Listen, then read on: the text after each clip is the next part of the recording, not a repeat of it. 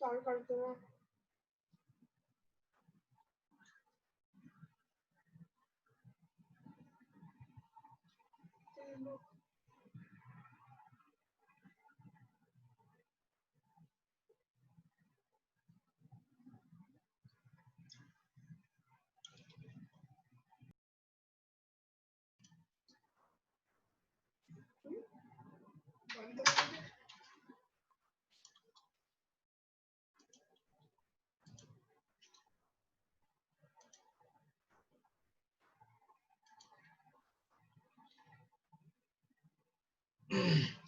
Okay, so हा first polar body आहेत ना, ह्याचा रोल काय?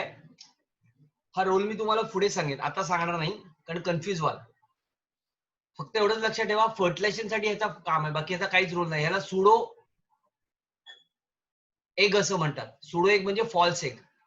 हा, आणि ह्याला पहिल्याला ह्याला उटी म्हणतात, OTT आहे, उटी म्हणतात, उटी. पण ते इथं लिहिलं नाहीये, तरी तुम्ही कन्फ्युजन होऊ नका. जस्ट फक्त एवढं लक्षात ठेवा, हे जे काय फर्स्ट पोलर बॉडी आणि सेकंड पोलर बॉडी आहे, हे फर्टिलायझेशनची जो प्रोसेस होते ना, त्यामध्ये महत्वाचं काम करतात. ते जेव्हा मी फर्टिलायझेशन सांगेन तेव्हा तुम्हाला मी एक्सप्लेन करेन काय महत्वाचा रोल आहे. ओके, अदरवाईज याचा रोल काही नाहीये. It's a false or you can say pseudo egg असं म्हणतात त्याला. सो आता मेन तयार झालं आपला ओवम. नाव मला असं सांगा आता, मग एका प्रायमोडियल जर्म सेल पासून किती एग तयार होतील? From single primordial germ cells how many eggs are developed or formed?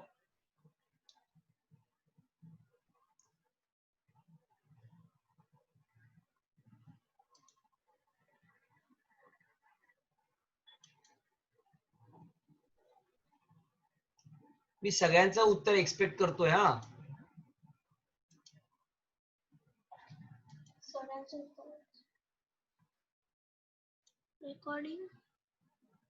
Recording झालं मगाचं.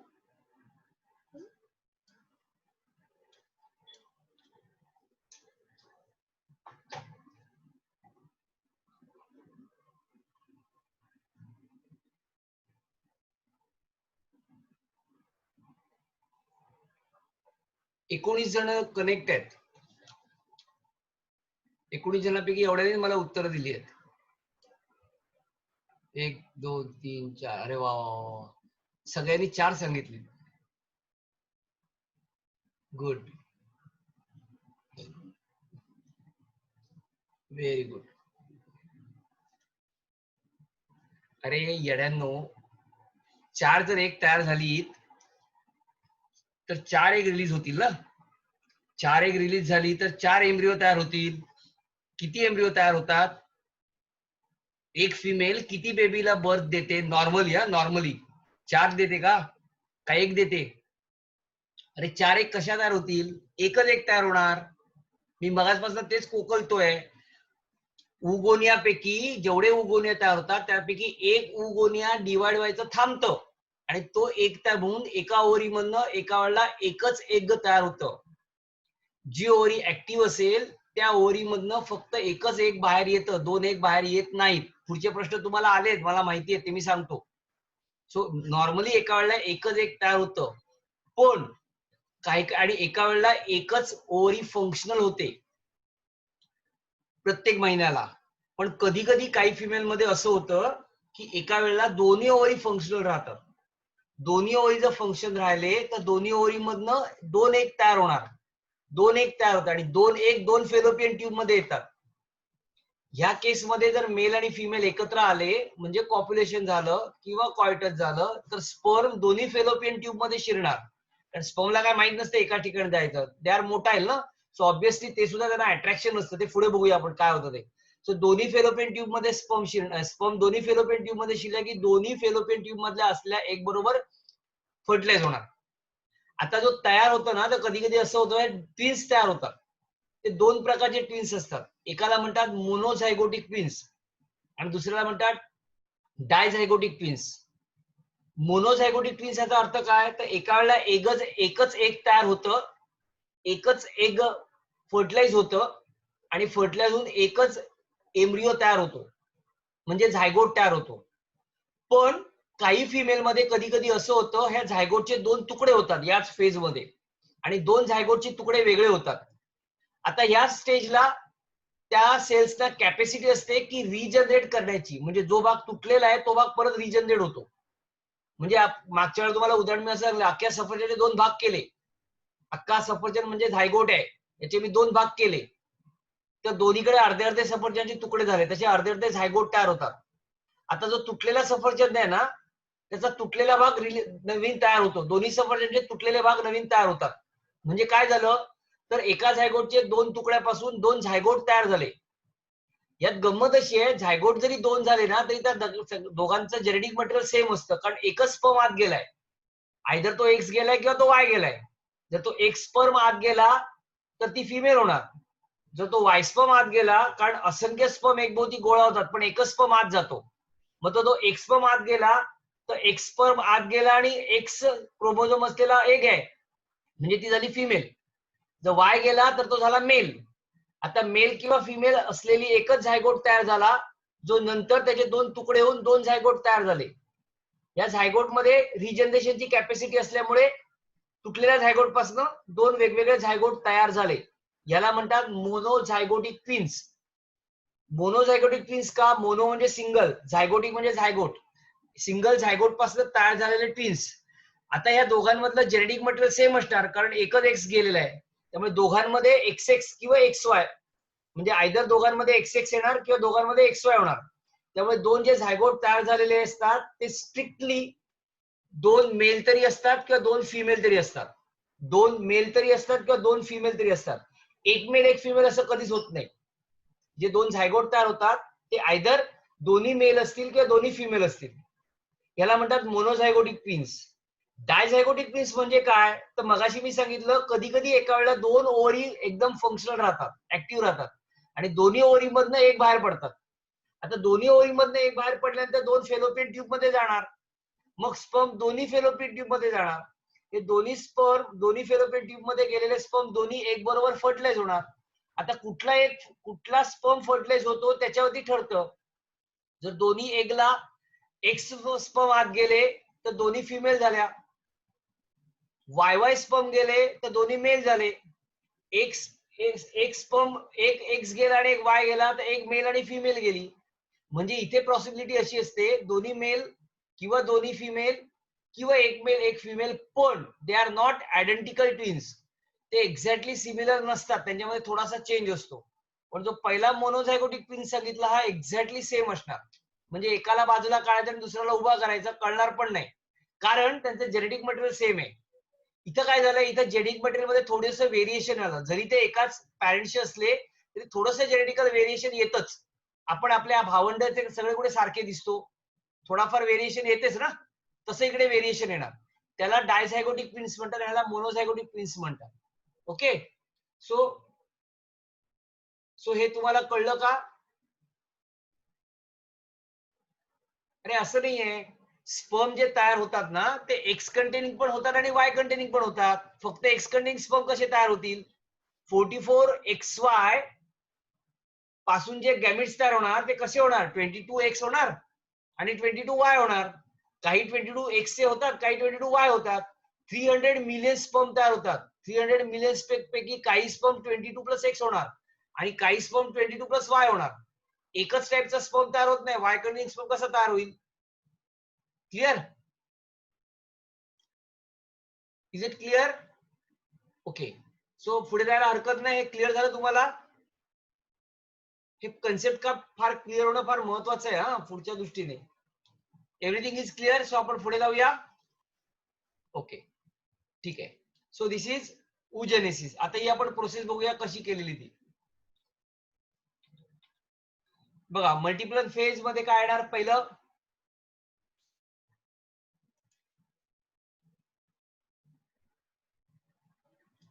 Okay, first phase is multiplication phase. मी त्याचे तुकडे तुकडे केले आहेत.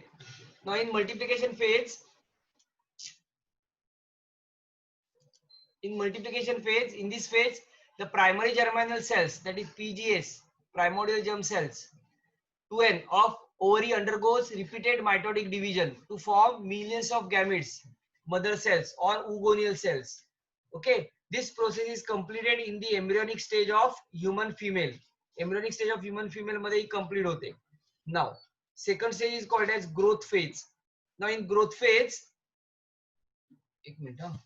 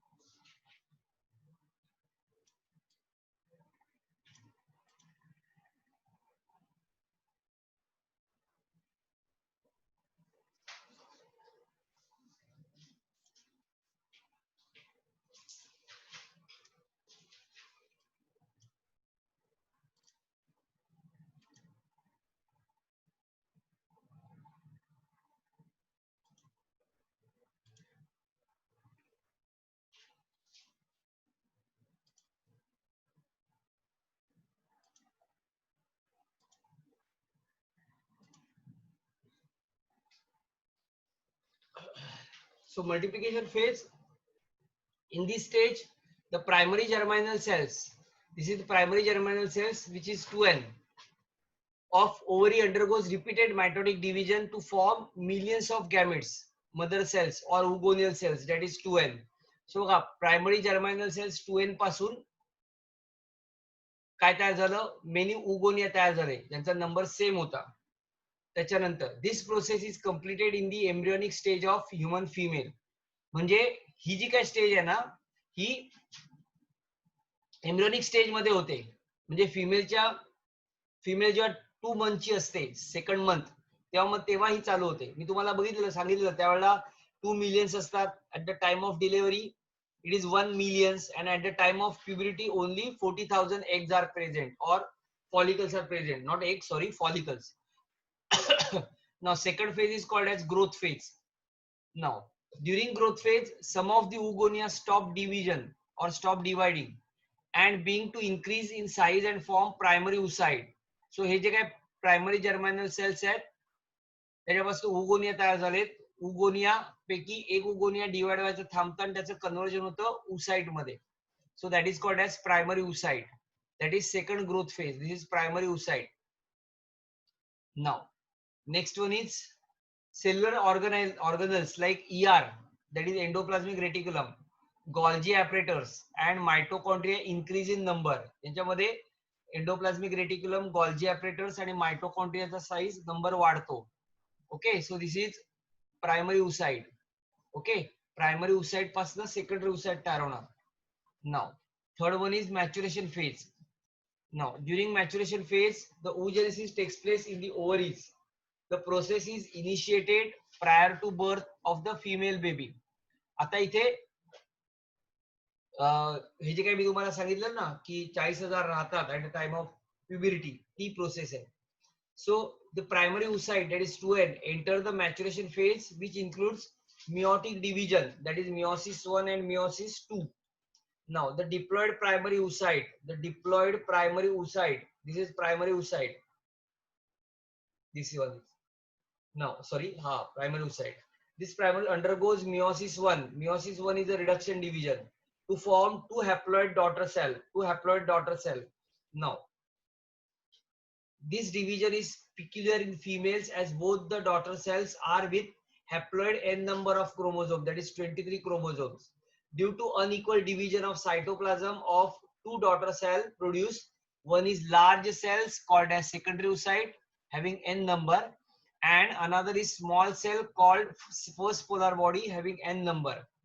Now normally the first polar body does not enter meiosis 2.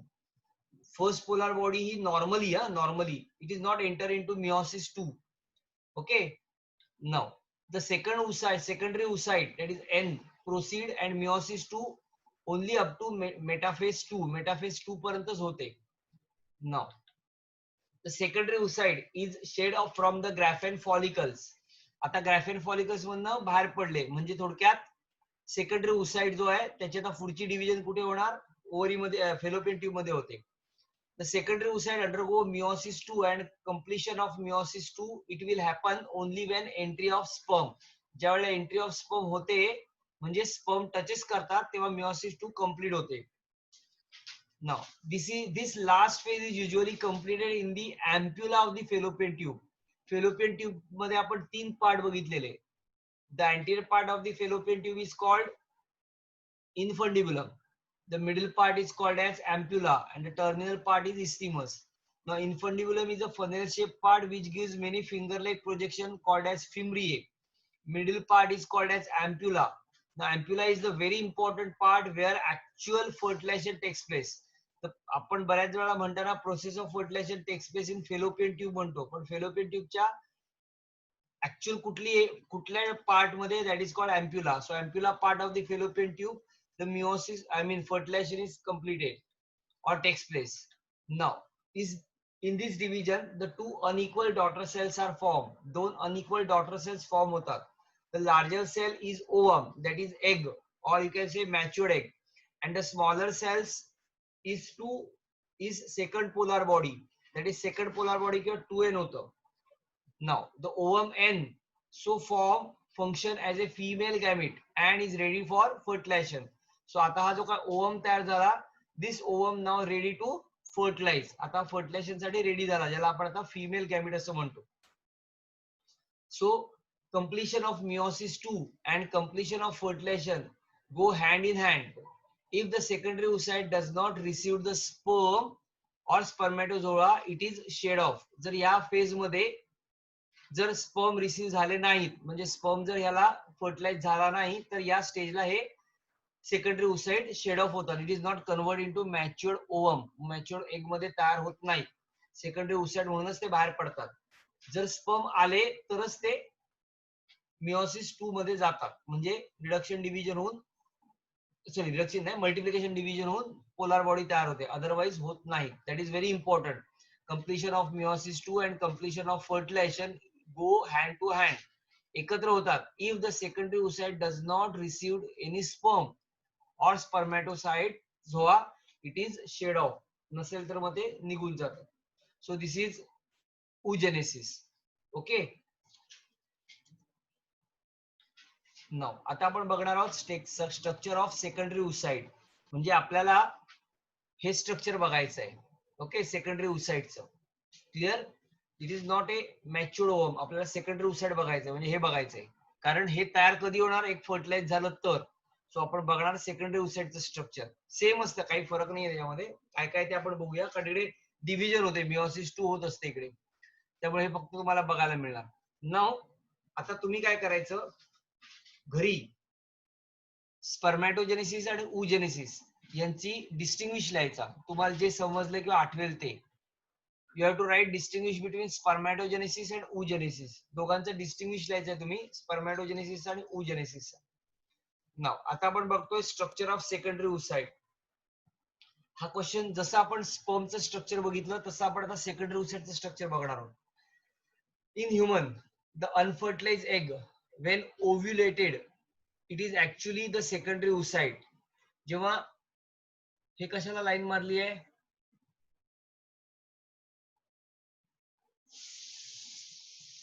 Structure of secondary oocyte. In human the unfertilized egg when ovulated, म्हणजे unfertilized egg जेव्हा release होतं, it is actually secondary oocyte. जे मगाशीच तुम्हाला मी सांगितलं, ग्राफेन हे एग ओव्हरी मधनं जे एग रिलीज होतं मॅच्युअर फॉलिकल मधनं, it is not a matured egg, it is unfertilised egg which is called as secondary oocyte. Now it is rounded non motile. कसं असतं, it is rounded non motile and haploid female gamete measuring about 0.1 mm, that is 100 micron in size is about 100 micron. It is non ciliodic. बघा mostly जे egg leg animals आहेत, या सगळ्या egg leg एनिमल्सला बाहेर shell असतं. It is made up of calcium carbonate. कोंबडीचं अंड बघा, egg leg animal ज्याच्यामध्ये प्लॅसेंटल कॉर्ड तयार होत नाही. सो अशा सगळ्या एगना बाहेर शेल असतं. ओके, किंवा पक्ष्यांची अंडी बघा, या सगळ्या किंवा कुठल्याही प्राण्यांची अंडी बघा तुम्ही, एग ले केलेलं असतं, बरोबर ना. म्हणजे एग लेग जे अॅनिमल्स असतात त्या एग लेग अॅनिमलच्या बाहेर कॅल्शियम कार्बोनेटचं कव्हरिंग असतं, त्याला शेल म्हणतात. सो हे जे काय एग आहे हे ह्युमन मध्ये हे नॉन सिलिडॉइक आहे. सिलिडॉइक याचा अर्थ काय, क्लिडॉइक आहे, सिलिडॉइक नाही क्लिडॉइक, सी सायलेंट आहे. ह्याचा अर्थ विदाउट शेल, हे एमसीक्यू ला विचारतात हा. अँड मायक्रोलेसिथल, बघा मायक्रो ह्याचा अर्थ स्मॉल, लेसिथल याचा अर्थ योक. आता हा काय प्रकार आहे, तर आपण कोंबडीचं अंड सगळे खातो, बरोबर ना, एग खातो किंवा अंड खातो. या अंड्यामध्ये दोन पार्ट असतात, एक बाहेरचा पार्ट असतो तो व्हाईट पार्ट असतो आणि आत येलो पार्ट असतो. बऱ्याच जणांना येलो पार्ट आवडतो. हा जो काय व्हाईट पार्ट असतो ना, that is called age albumin, आणि त्याचं नाव आहे एग अल्ब्युमिन, त्याला एग अल्ब्युमिन म्हणतात. It is a rich source of protein, protein खूप जास्त असतं. आणि आतला जो पार्ट असतो ना तो योक असतो, YOLK, yolk. Now what is exactly yolk? Yolk is a reserve food material. म्हणजे काय, तर बघा हे एग लेइंग एनिमल्स आहेत, ह्या एग लेइंग एनिमल्स मध्ये ना after laying egg there is a no connection between the mother and developing embryo. त्या मदर मध्ये आणि डेव्हलपिंग एम्ब्रियो मध्ये काही कनेक्शन नाहीये. आपल्यामध्ये तसं नाहीये. आपल्यामध्ये प्लासेंटल कॉर्ड आणि अम्बिलिकल कॉर्ड तयार होते, म्हणजे ज्याला आपण नाळ असं म्हणतो, जी जोडली जाते आईला आणि बच्चूला. So there is a umbilical cord or placental cord is present between the fetus and between the mother. So obviously whatever the food, जे काय फूड आहे, that food from mother to fetus provide केलं जातं, आईकडनं मुलाकडे जातं ते. So there is a no need of reserve food material. But in case of egg laying animal, though there is a no connection between the mother and the egg, so त्या एगला develop होण्यासाठी काहीतरी nutrients पाहिजे. So that egg is the reserve food material with by using that yolk. बघा जशी development होईल त्या तस तसं योकचं प्रमाण कमी कमी कमी कमी होत जातं. जे अंड आहे ते अंड तुम्ही जर लगेच घेतलं म्हणजे ले केल्यानंतर त्यात योग भरपूर मिळणार. पण हे तुम्ही बऱ्याच वेळ गेल्यानंतर 2-4 दिवस, 5 दिवस, 8 दिवस, 10 दिवस, 12 दिवस, 21 दिवसाचा इन्क्युबेशन पिरियड आहे. आय एम टॉकिंग अबाउट हेन, कोंबडीचं अंड. जर तुम्ही 18व्या 19व्या दिवशी जर बघाल किंवा अगदी 17-18 दिवशी बघाल तर योगचं मटेरियल एकदम कमी झालेलं असतं. दॅट योग इज युटिलाइज. सो या योगला रिझर्व फूड मटेरियल म्हणतात. आता आपल्यामध्ये हा इश्यू काहीच नाहीये, कारण आपल्यामध्ये डायरेक्ट आईकडनं त्या बच्चूला फूड मिळत जातं. म्हणून आपलं जे एग आहे, ह्युमन एग आहे, दॅट इज कॉल्ड एज मायक्रोलेसिथल. हे लक्षात ठेवायचं. दोन टर्मिनॉलॉजी, नॉन क्लिडॉइक अँड मायक्रोलेसिथल. मायक्रोलेसिथल याचा अर्थ, मायक्रो याचा अर्थ स्मॉल, LECITHAL, लेसिथल याचा अर्थ yoke. The egg having very less amount of yolk and egg is without shell. So ही सेंटेन्स फार महत्वाचं आहे. Now see this is structure of egg. आता लक्ष द्या, त्या स्ट्रक्चर ऑफ एग मध्ये ना वेगवेगळे लेयर्स आहेत. मी तुम्हाला सांगितलं एग मध्ये 4 लेयर असतात. सर्वात बाहेरचा लेयर आहे तो करोना रेडिएट आहे. Sorry 3 layer. बाहेरचा करोना रेडिएट आहे, त्याच्या आतला लेयर आहे तो झोना पेलुसिड आहे, त्याच्या आतला सेलला म्हणजे एगला स्वतःचा लेयर आहे that is called vitelline एका मेम्ब्रेन. सेल मध्ये नाव तो पण पहिला करोना लेयर आहे रेडिएट आहे. That is called as zona pellucida. Corona radiate आहे एका सेल. भावना म्यूट कर बाळा. हा, जो पहिला लेयर आहे that first layer is called as corona radiata. Now हा जो काय corona radiata आहे, जे गोळे गोळे दिसत आहेत तुम्हाला, these are not गोळे गोळे, these are cells. So it is a cellular layer and these layers develop from granulosa cells. आपण बघितलेलं की मेम्ब्राना ग्रॅन्युलोसा तयार होतं follicles, I mean mature follicle मध्ये.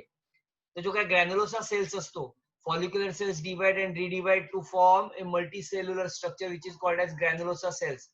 या ग्रॅन्युलोसा सेल्स पैकी काही ग्रॅन्युलोसा सेल्स हा लेअर फॉर्म करतात एकच्या सभोवताली, एकच्या सराउंडला, आणि म्हणून हा ग्रॅन्युलर सेल्स आहे, ज्याला म्हणतो आपण करोना रेडिएटा. याच्यामध्ये एक प्रकारचं एन्झाईम असतं जे आपण पुढे बघूया. So this is called as corona radiata.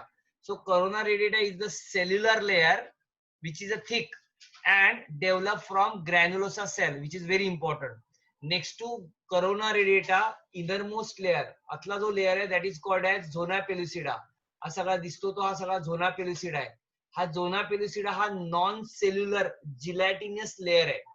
Non cellular which is very important.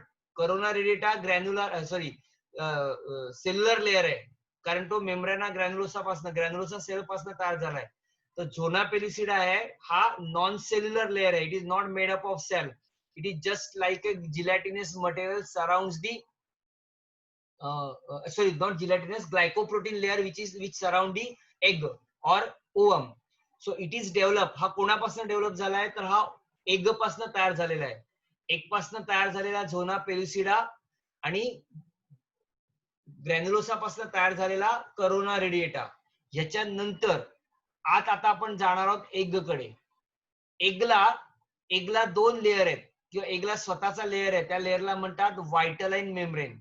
एगला स्वतःचा लेअर आहे त्याला म्हणतात व्हायटलाइन मेम्ब्रेन. हा ऍक्च्युली डबल लेअर आहे, बरोबर, म्हणजे 2 लेअरने बनलेला आहे.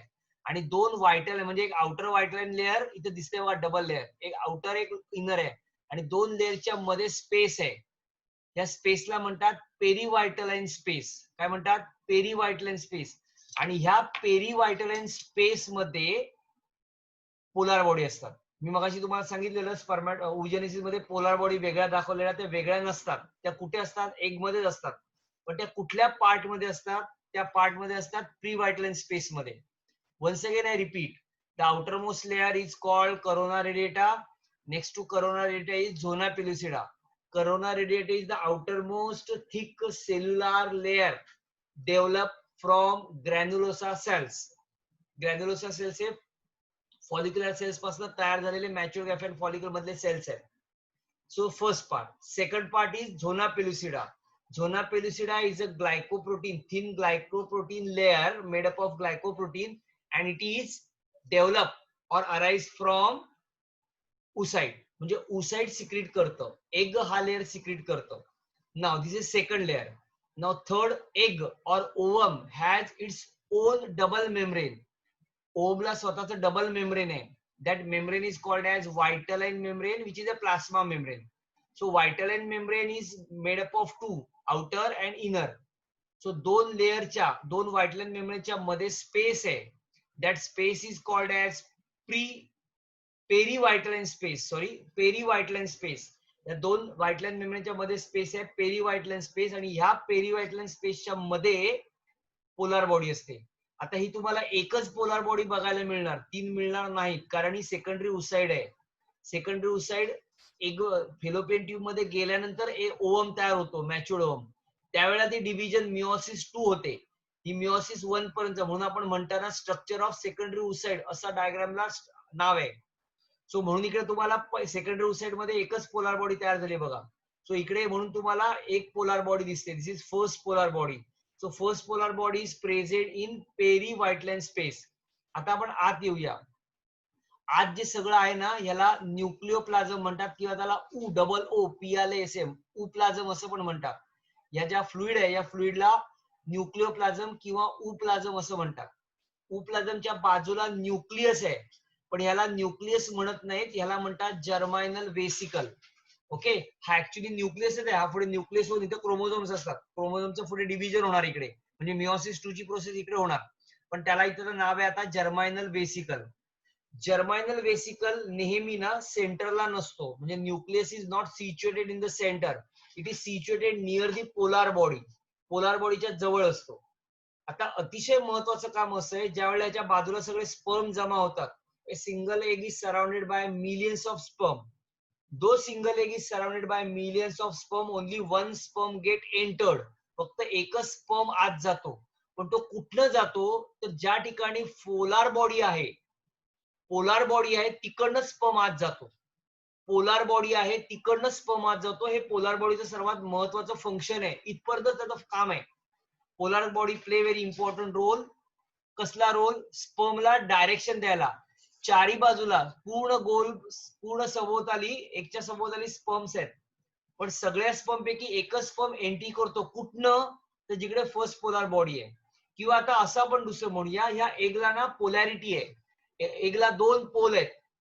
एक पोल असा की जिकडे पोलार बॉडी आणि जर्मायनल वेसिकल आहेत. म्हणजे आपण ह्या एगचे जर दोन असे भाग केले तर जो भाग the part of the egg which contain first polar body and germinal vesicle is called as animal pole. And opposite to animal pole म्हणजे याच्या बरोबर विरुद्ध, opposite to animal pole is vegetal pole. So sperm is surrounded by animal pole as well as vegetal pole, but the sperm get penetrate or enter into the egg through animal pole. Animal pole च्या side मधनच egg आत जातो आणि animal पोललाच polar body आणि जर्मायनल vesicle असते, किंवा germinal vesicle आणि first polar body असलेल्या पोललाच, पार्टलाच ओके आपण अॅनिमल पोल असं म्हणतो. So egg show polarity, it show two poles. The part of the egg which contain germinal vesicle and first polar body is called as animal pole, and opposite to animal pole म्हणजे हा pole is called as vegetal pole. So it has two pole, one is animal pole, second one is vegetal pole. आता आपण हे diagram मध्ये clear करूया. बघा, the egg contain large nucleus and it is called as germinal vesicle. So it is nucleus as well as it is called as germinal vesicle. Now the egg contain abundant cytoplasm called as ooplasm. इथे जे cytoplasm आहे त्या सायटोप्लाझमला ओप्लाझम असं म्हणतात, OOPLASM. मगाशी मी चुकून nucleoplasm बोललो, ते चुकीचं बोललोय, चुकून न्यूक्लिओप्लाझम बोललो. It is not nucleoplasm, nucleoplasm किंवा ओप्लाझम बोललो, पण न्यूक्लिओप्लाझम नाही आहे, त्याला ओप्लाझमच म्हणतात. सो इथं जे सायटोप्लाझम आहे that cytoplasm is called as ऊ याचा अर्थ एग, एग मधनं plasm, that is called ooplasm. And divide of centriole, that is very important. Secondary oocyte is without centriole, there is no centriole in secondary oocyte. पक्क लक्षात ठेवा, secondary oocyte मध्ये centriole नसतो, तो इंट्रोड्यूस होतो. तो कधी इंट्रोड्यूस होतो मी पुढे सांगेन. So centriole is lack of centriole in secondary oocyte, that is very important point. So and devoid of centriole, devoid म्हणजे absent.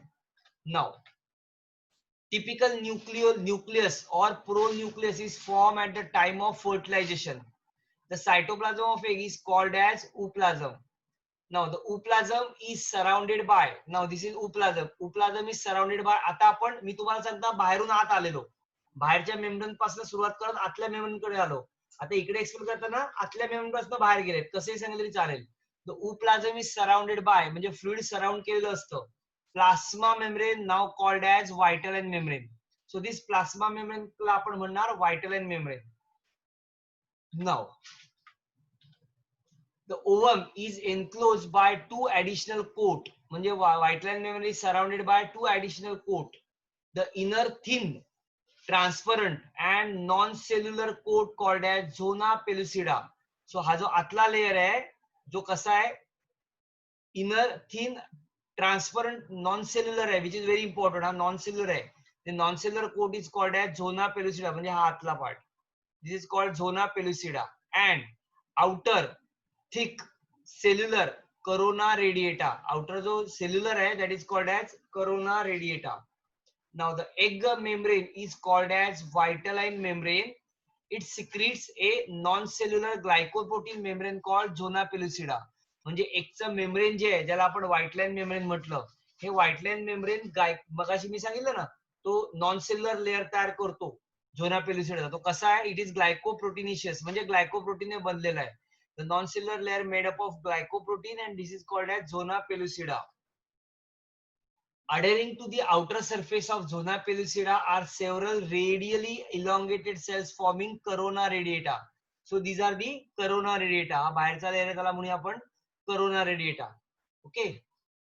Now these cells are derived from, कुठं तयार झाले बघा, मी मगाशी सांगितलं, innermost layer of granulosa cells.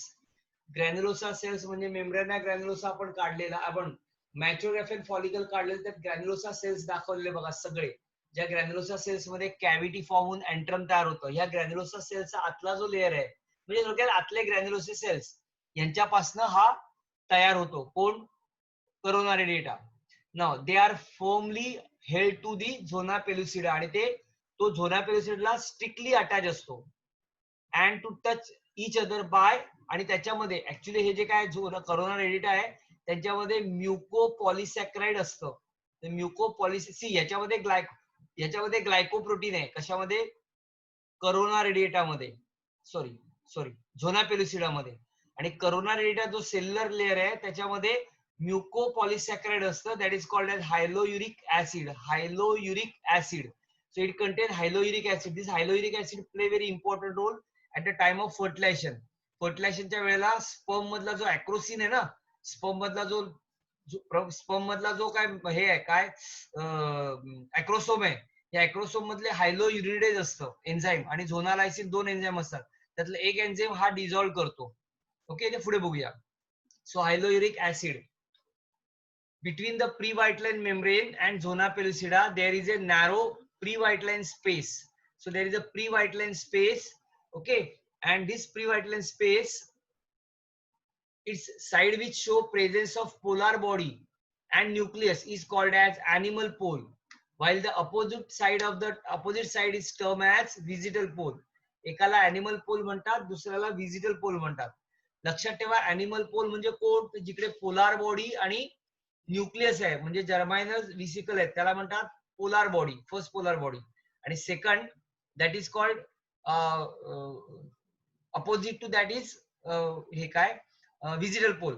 बघा मगाशी सांगताना मी माझ्याकडनं छोटीशी मिस्टेक कशी झाली, व्हाईटलाईन मेम्ब्रेन हा डबल मेम्ब्रेन आहे, पण व्हाईटलाईन मेम्ब्रेन आणि व्हाईटलाईन मेम्ब्रेन हा डबल नाही आहे, इथे सिंगल मेम्ब्रेन आहे. त्याच्या बाहेर झोना पेल्युसिडा आहे. झोना पेल्युसिडा आणि व्हाईटलाईन मेम्ब्रेन, झोना पेल्युसिडा आणि व्हाईटलाईन मेम्ब्रेनच्या मध्ये पोलार बॉडी आहे, फर्स्ट पोलार बॉडी आहे. दोन व्हाईटलाईनच्या मध्ये नसते. झोना पेल्युसिडा आणि व्हाईटलाईन मेम्ब्रेनच्या मधली जी स्पेस आहे, झोना पेल्युसिडा आणि व्हाईटलाईन मेम्ब्रेनच्या मधली जी स्पेस आहे त्याला प्री व्हाईटलाईन स्पेस म्हणतात. डबल मेम्ब्रेन नसतो व्हाईटलाईन मेम्ब्रेनचा. मी चुकून मगाशी तुम्हाला डबल मेम्ब्रेन सांगितलं. It is not a double membrane. Vitelline membrane is a single plasma membrane. Outside the plasma membrane there is a zona pellucida. So zona pellucida आणि